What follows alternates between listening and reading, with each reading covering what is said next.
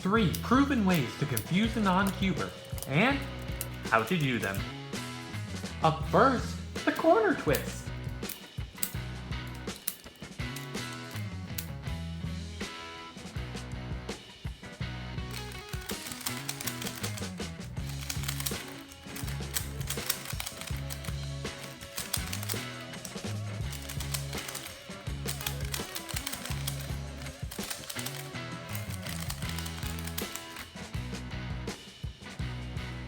I really like this trick because it's simple, yet people are not expecting it. Most people think that if a cube is disturbed, by flipping a corner for instance, the cube is unsolvable. Now let me explain this trick a little bit. Now if you have one corner twisted, the cube is unsolvable. But if you have 2 corners twisted, that cube could be solvable just by doing an OLL and a PLL, and the cube's solved. Now, if you flip these corners the same direction, however, if you do that same OLL and the PLL, that cube will end up with 1 corner twisted.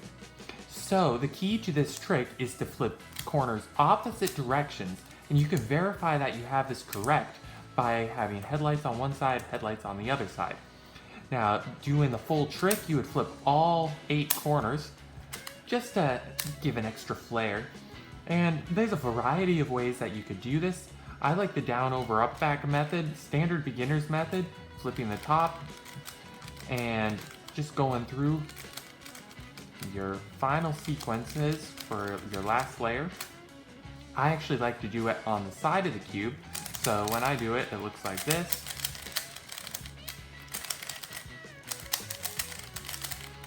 But one other way you could do it is just by doing a standard OLL and PLL.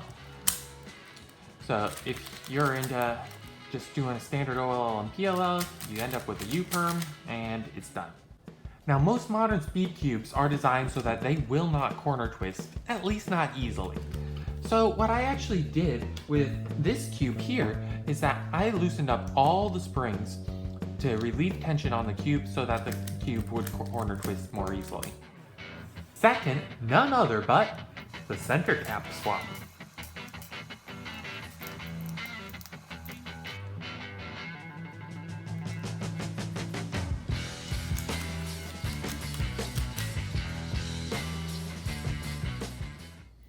Now this one almost takes simple to the next level. If you've ever played with your cube, you know that moving around the middle layer actually cycles the centers. Now a non-cuber will not recognize that you pulling center caps off and cycling them around will actually make the cube still solvable.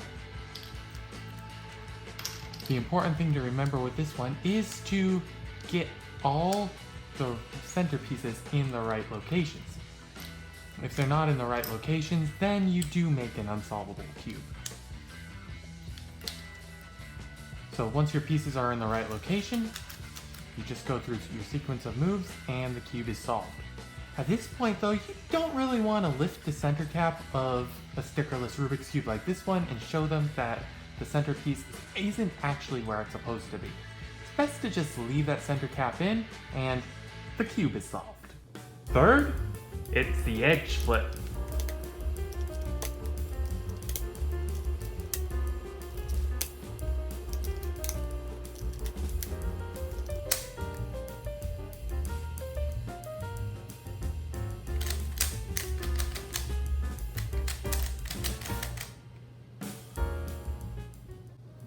Now this trick can be a little bit trickier just because you have to have the cube positioned just right, but if you follow along how I show it to you, you won't have any problems.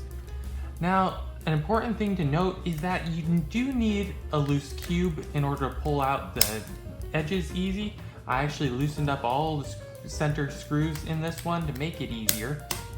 And then you just go around and flip all the edges on one side of your cube, and then flip it over and flip around all the edges on the opposite side of the cube. The middle layer we don't touch for this trick.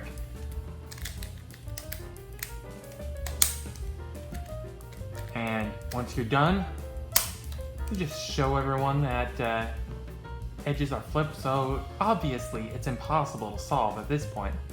And then you just have one layer on top, one layer on the bottom that has the flipped pieces. And then you do just a simple sequence of moves. Middle layer up, and upper inverse, middle, upper inverse, middle, upper inverse, middle, upper inverse. That solves these two and these two. You rotate the cube once, and you do that same set of moves, but you start with an upper inverse, middle, upper inverse, middle, upper inverse, middle, upper inverse, middle. And the cube is solved. It's that simple.